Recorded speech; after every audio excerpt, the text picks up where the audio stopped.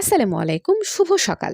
আজ 14 আগস্ট 2025, 30 শ্রাবণ 1432 বঙ্গাব্দ, 19 সফর 1447 হিজরি। জানিয়ে দিচ্ছি বাংলাদেশের স্বনামধন্য কয়েকটি পত্রিকার অনলাইন ভার্সনের শিরোনামসমূহ। প্রথম আলো, শেখ রেহানা, টিউলিপ, আজমিনা ও ববের বিরুদ্ধে সাক্ষ্য গ্রহণ শুরু। বিটিভিতে আবার শোনা যাবে আমরা নতুন আমরা করি। গাজানগরীর পথে ইসরায়েলি ট্যাঙ্ক, পালাচ্ছেন বাসিন্দারা। বিজিএমই এর সঙ্গে বৈঠক, শ্রম আইন সংস্কারের তাগিদ ঢাকার মার্কিন দূতাবাসের। শ্রমিকদের পাওনার দাবিতে প্রধান উপদেষ্টার বাসভবন অভিমুখী মিছিলে পুলিশের লাঠিচার্জ। গাজানগরীর পথে ইসরায়েলি ট্যাঙ্ক, পালাচ্ছেন বাসিন্দারা। সাবেক 3 গভর্নর ও 6 ডেপুটি গভর্নরের ব্যাংক হিসাব তলব। সেনাপ্রধানের নামে ভুয়া অ্যাকাউন্ট খুলে বিভ্রান্তিকর তথ্য প্রচার করা হচ্ছে, বলেছেন আইএসপিআর। জাতীয় পার্টির নিয়ন্ত্রণ নিতে তৎপর আনিসুল, ঠেকাতে সক্রিয় জিএম কাদের। নতুন ভিডিওতে দেখা গেল চরম বর্বরতা দেখিয়ে উল্লাস করে রূপলাল ও প্রদীপকে হত্যা করা হয়। চলে যাচ্ছি যুগান্তর পত্রিকার পাতায়। গণমাধ্যমের বিরুদ্ধে অভিযোগের প্রতিবাদ সম্পাদক পরিষদের। এদিকে বাংলাদেশ বিশ্বব্যাংকের লাল তালিকায়। আরও 5 মামলায় বিএসবির খায়রুলের 13 দিনের রিমান্ড। মালয়েশিয়া থেকে দেশে ফিরলেন প্রধান উপদেষ্টা। 60 টাকার চাল মিলবে 15 টাকায়। পুলিশকে হিন্দি ভাষায় কথা বলতে শুনেছি। ইডিসিএল এর রোহিঙ্গা রুমে বসে থেকে বেতন পেতেন অনেক কর্মী। 33 প্রকার ওষুধের দাম কমল। ওথমান হাশিমের সঙ্গে জাতীয় নিরাপত্তা উপদেষ্টার বৈঠক, যে আলোচনা হলো। এদিকে সংবিধানের 116 অনুচ্ছেদ বাতিল হবে কিনা জানা যাবে 2 সেপ্টেম্বর। 12 দিনে দেশে রেমিটেন্স এলো $105 কোটি। রাজউককে মিথ্যা হলফনামা দিয়েছেন হাসিনা ও তার পরিবার। আরও কিছু উল্লেখযোগ্য শিরোনাম হচ্ছে: ঢাকার পথে প্রধান উপদেষ্টা, জিএম কাদেরের দলীয় কার্যক্রমে নিষেধাজ্ঞা প্রত্যাহার, ফেসবুকে ক্ষোভ ঝাড়লেন গোলাম মাওলা রনি, গণহত্যায় হাসিনার সহযোগী 31 সাংবাদিকের বিরুদ্ধে মামলা, তদন্তে পিবিআই।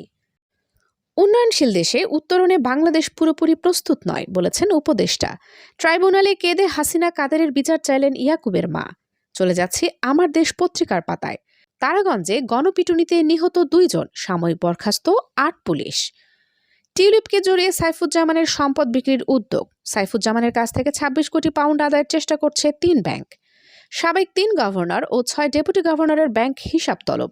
12 দিনের রেমিটেন্স এসেছে $105 কোটি। হাসিনার ফ্যাসিবাদ ও ভারতীয় আধিপত্যবাদ পরাজিত করা প্রজন্ম সবকিছুই করতে সক্ষম। এদিকে 300 আসনে প্রতিদ্বন্দ্বিতা করবে গণতন্ত্র মঞ্চ। 76 ঘণ্টা পর অনশন ভাঙলেন ইঞ্জিনিয়ারিং কলেজের শিক্ষার্থীরা। 33 ওষুধের দাম 50% পর্যন্ত কমালো রাষ্ট্রীয় কোম্পানি। চানখারপুলে পুলিশ সদস্যদের হিন্দিতে কথা বলতে শুনেছি। আমরা নির্বাচন চাই, সিলেকশন চাই না, বলেছেন তাহের। মালয়েশিয়া সফর শেষে ফিরছেন প্রধান উপদেষ্টা। ইসিকে যে 7 প্রস্তাব দিল ইসলামী আন্দোলন। সরকারকে 1 মাসের আলটিমেটাম শিক্ষকদের। আশুলিয়ায় 6 লাশ পোড়ানোর মামলায় অভিযোগ গঠনের আদেশ 21 আগস্ট। চলে যাচ্ছি দৈনিক ইত্তেফাক পত্রিকার পাতায়। সাদা পাথর বাঁচাতে 5 দফা সিদ্ধান্ত প্রশাসনের। মাদ্রাসা শিক্ষায় বড় পরিবর্তন, চালু হলো ব্যবসায় শিক্ষা বিভাগ। সোশ্যাল মিডিয়ায় সেনাপ্রধানের কোনো অ্যাকাউন্ট নেই, আইএসপিআর। দেশে ফিরছেন প্রধান উপদেষ্টা। নীতিমালা নেই, রাজস্ব হারাচ্ছেন সরকার, আমদানি নিষিদ্ধ ভেপের জমজমাট বাজার। যুক্তরাজ্যে সাইফুজ্জামানের সম্পদ বিক্রি, $35 কোটি ফেরত চেয়ে ইউসিবির চিঠি। বাংলাদেশ ব্যাংকের সাবেক 3 গভর্নর ও 6 ডেপুটি গভর্নরের ব্যাংক হিসাব তলব। পদ্মায় বিলীন 200 বছরের পুরনো দিঘির পার বাজারে 6 ব্যবসা প্রতিষ্ঠান। সবশেষে চলে যাচ্ছি নয়াদিগন্ত পত্রিকার পাতায়। চুরি হওয়া সাদা পাথর আগের জায়গায় ফিরিয়ে আনার সিদ্ধান্ত। এদিকে সাবেক 3 গভর্নর ও 6 ডেপুটি গভর্নরের ব্যাংক হিসাব তলব। অধস্তন আদালতের নিয়ন্ত্রণ ও পৃথক সচিবালয়। হাইকোর্টের রায় 2 সেপ্টেম্বর। আগামী সপ্তাহে স্বতন্ত্র ইবতেদায়ী মাদ্রাসার এমপিও ভুক্তির সম্ভাবনা, বলেছেন শিক্ষা সচিব। এদিকে আশুলিয়ায় লাশ পোড়ানোর মামলায় চার্জ গঠনের আদেশ 21 আগস্ট।